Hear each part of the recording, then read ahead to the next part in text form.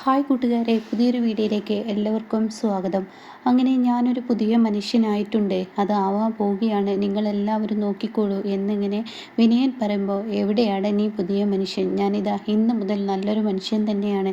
എന്തടാ മറ്റുള്ളവരുടെ ചെലവിൽ ജീവിച്ച് നീ നല്ലൊരു മനുഷ്യനെന്ന് പലവട്ടം പറഞ്ഞിട്ടും വീണ്ടും വീണ്ടും നീ അത് തന്നെയല്ലേ ചെയ്യുന്നത്? നീ നല്ല മനുഷ്യനാണെങ്കിൽ നീ ആദ്യം ചെയ്യേണ്ടത് ആർച്ചയുടെയും ഭദ്രയുടെയും കാര്യം നോക്ക്. എന്നിട്ട് നിൻ്റെ ദേമമ്മ വെറുതെ സംസാരിച്ച് അവരിലോട്ട് എത്തണ്ട. എനിക്ക് ആറ്റുനോറ്റുണ്ടായ മോനാണ്. അവൻ്റെ കാര്യത്തിൽ എനിക്കൊരു പിഴവും വരുത്താൻ പറ്റില്ല. ആദ്യം എൻ്റെ മോനാണ് എനിക്ക് വലുത്. അത് കഴിഞ്ഞിട്ട് നീ ഒരിക്കലും നന്നാവില്ല ലതികെ. ഇവൻ്റെ വാക്കുകൾ കേട്ട് ഒരിക്കലും നമ്മൾ ഇവനൊപ്പം നിന്നിട്ട് കാര്യമില്ല. ഇവൻ നേരാവത്തില്ല. ഇവനെ ഈശ്വരൻ തന്നെ കണ്ടറിയണം. എന്താണ് ഇവന് ചെയ്യേണ്ടത് എന്നും പറഞ്ഞിട്ട് മനുഷ്യനൊന്ന് നേരാവാന്ന് വിചാരിച്ച അപ്പം പറയും ആർച്ചാപത്ര ആർച്ചാപത്ര. ഇത് മാത്രമേ ഉള്ളൂ ഇവറ്റങ്ങൾക്ക് പറയാൻ, വേറൊന്നുമില്ല എന്നൊക്കെ ഇങ്ങനെ വിനയം തന്നെ കിളികളോട് പറയാൻ കേട്ടോ. എന്നാൽ ഈ സമയം ദയ രാവിലെ എണീറ്റിരിക്കുകയാണ്. രഘുവിനാണെങ്കിലോ ഉറക്കവും ഒന്നുമില്ലാത്തൊരവസ്ഥയിലോട്ട് എത്തിയിരിക്കുകയാണ്. അമ്പിളിക്ക് വാശിക്ക് ഒട്ടും കുറവില്ല. ഈ സമയം രഘു ഉമ്മറത്ത് ഇങ്ങനെ വന്നിരിക്കുമ്പോൾ ഉടൻ തന്നെ ദയയുടെ കയ്യിൽ ഇതാടി ചായ എന്നും പറഞ്ഞു കൊടുക്കുകയാണ്. തന്നോട് ചെയ്തതിന് ചെറിയൊരു ശിക്ഷ കൊടുക്കുകയാണല്ലോ. കാരണം അത്രയും കഷ്ടപ്പെട്ട് അന്യൻ്റെ മുതൽ കൈക്കലാക്കി അത് ഈ നിലയിൽ രഘുവിനെ എത്തിച്ചിട്ടും തന്നെ മറന്ന് ആ പെണ്ണിന് പിന്നാലെ പോയില്ലേ എന്നൊക്കെ ഒരു ചിന്താഗതിയാണ് കേട്ടോ അമ്പിളിക്ക്. പക്ഷെ താൻ അതിന് വലിയ വലിയ തെറ്റാണ്, അന്യൻ്റെ മുതൽ കൈക്കലാക്കുന്നത് തെറ്റാണെന്നുള്ള അമ്പിളി മനസ്സിലാക്കുന്നില്ല. അതേസമയം ഇപ്പോഴാണ് അമ്പിളിക്ക് കുറ്റബോധം വരുന്നത്. അങ്ങനെ അമ്പിളി ചേച്ചി, ചീരു ചേച്ചി, ഇന്നലെ ഒരു രസകരമായ സംഭവം ഉണ്ടായി. എന്താ എന്താ എന്നിങ്ങനെ ചോദിക്കുമ്പോൾ, അതെ പാവ രഘുവേട്ടൻ ഇന്നലെ അമ്പിളി ചേച്ചിയാണ് കിടക്കാൻ വന്നതെന്ന് കരുതിയിട്ട് അമ്പിളി ചേച്ചിയോട് പറയുന്നത് പോലെ ഞാൻ വിളിച്ചപ്പോൾ ഉടൻ തന്നെ അങ്ങേര് പറയാണ്, ഈ ലച്ചുമോളുടെ അപ്പുറവും ഇപ്പുറവും നമ്മൾ എത്ര നാളായി കിടന്നിട്ട് അമ്പിളി നമ്മുടെ ജീവിതം എന്നെങ്ങനെ ആയതാ എന്നൊക്കെയുള്ള പറച്ചിൽ പറയുന്നു. അത് കേട്ടോടെ തന്നെ അതിനെ നീ രഘുവേട്ടൻ്റെ മുന്നിലോട്ട് പോകുമ്പോൾ നീ ദയാണെന്ന് പറയണം ആദ്യം തന്നെ. അതിനെ രഘുവേട്ടൻ പ്രതീക്ഷിച്ചത് അമ്പിളി ചേച്ചിയാണ്. ആ സമയം രഘുവേട്ടന് അങ്ങേർക്കതിനെ ഇപ്പോൾ വന്ന് അമ്പിളിയുടെ സൗണ്ട് പോലും തിരിച്ചറിയാതായി. അത്രയ്ക്ക് അങ്ങേര് മാറിയിരിക്കുന്നു. അങ്ങേരുടെ സ്വഭാവം ഇതാ ഞാൻ മാറിയിട്ടുണ്ടെന്ന് പറഞ്ഞത്. ഇപ്പോൾ ദയയുടെ സൗണ്ട് ഏതാണെന്ന് അമ്പിളിയുടെ സൗണ്ട് ഏതാണെന്ന് അങ്ങേർക്ക് മനസ്സിലാക്കാൻ കഴിയുന്നില്ലല്ലോ. അപ്പോൾ അതിനർത്ഥം എന്താണ്? അങ്ങേര് ഇപ്പോൾ എന്നെ പോലും മറന്നിരിക്കുന്നു. ഇപ്പോൾ നിൻ്റെ സൗണ്ട് പോലും എൻ്റെ സൗണ്ട് പോലെ കണക്കാക്കിയെങ്കിൽ എന്നൊക്കെ പറഞ്ഞിട്ട് എന്ത് വാക്കിനും സുശീലയെ പോലെ തന്നെ വളച്ചൊടിച്ചും കൊണ്ടിരിക്കുകയാണ് കേട്ടോ. ഇത് കേൾക്കുന്ന ചീരവും അമ്പിളിയും ചേരുവിനെല്ലാം സത്യം അറിയാലോ. ദയാണെങ്കിലോ ഉടൻ തന്നെ എന്ത് ചെയ്യാനാണ് ഈ അമ്പിളി ചേച്ചിയെ കൊണ്ട്? എന്താ ഈ അമ്പിളി ചേച്ചി സംസാരിക്കുന്നു ഒന്നും തന്നെ മനസ്സിലാവുന്നില്ല എന്നിങ്ങനെ പറയുമ്പോൾ, ദയേ അമ്പിളി ചേച്ചിയുടെ പിറകെ പോകണ്ട, വെറുതെ ഓരോ പ്രശ്നങ്ങൾ ഉണ്ടാക്കാൻ നിൽക്കണ്ട, നീ നിൻ്റെ പണി നോക്കിക്കോ. അമ്പിളി ചേച്ചി രഘുവേട്ടനും ഇന്നല്ലെങ്കിൽ നാളെ എന്തായാലും അവർ ഒന്നാവും. അമ്പിളി ചേച്ചിക്ക് എന്തെങ്കിലും കിട്ടിയാൽ പിന്നെ നിനക്കറിയാവുന്നതല്ലേ, അത് എന്നോടാണെങ്കിലും ആരോടാണെങ്കിലും അമ്പിളി ചേച്ചി ആ ദേഷ്യവും വൈരാഗ്യവും ഒരുപാട് നാൾ കൊണ്ട് നടക്കും. അത് അമ്പിളി ചേച്ചിയുടെ സ്വഭാവമാണ്.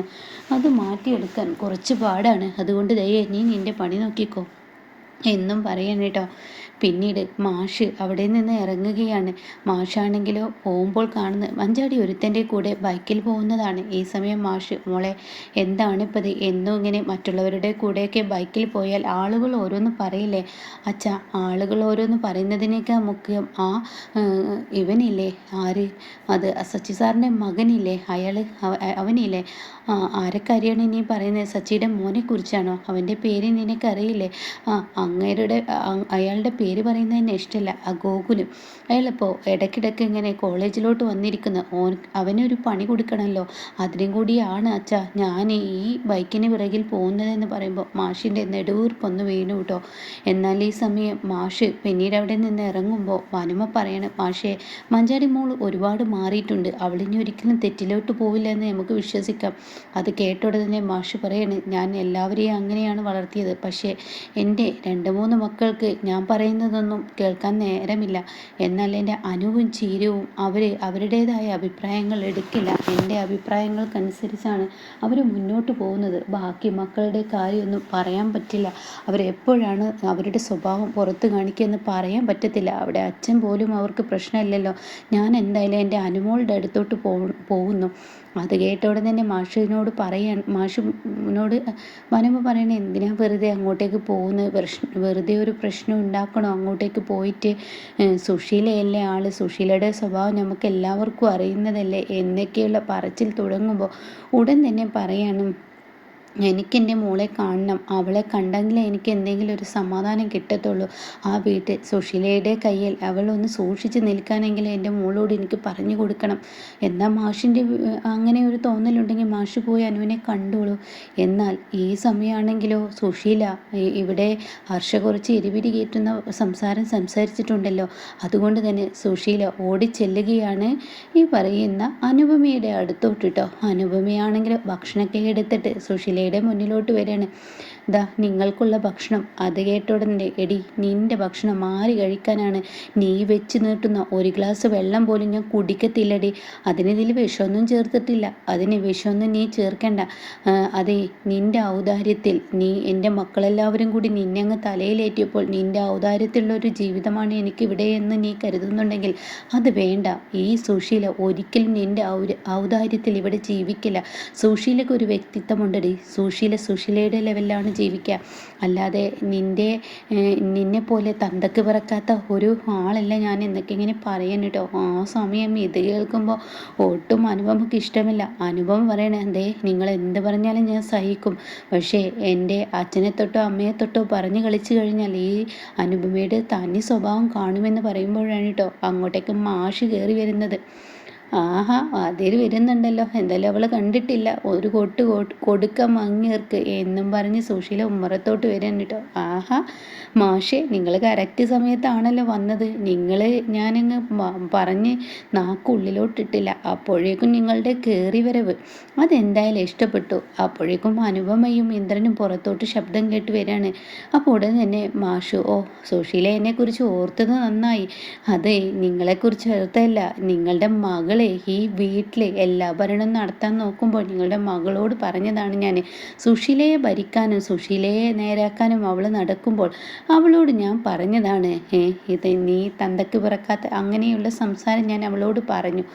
അതങ്ങ് കേൾക്കുന്ന അനുപമ ഉടൻ തന്നെ അങ്ങോട്ടേക്ക് ദേഷ്യത്തോടു കൂടി അപ്പോഴേക്കും ഇന്ദ്രൻ പറയണേ, അതെ അമ്മേ, അഹങ്കാരം കുറച്ചൊക്കെ ആവാം. ഓവറായി കഴിഞ്ഞാൽ എവിടെ ചെന്നാണ് വീഴുക എന്ന് പറയാൻ പറ്റില്ല. വീട്ടിൽ വരുന്നവരെ അമര്യാദയായി സംസാരിച്ചാലുണ്ടല്ലോ.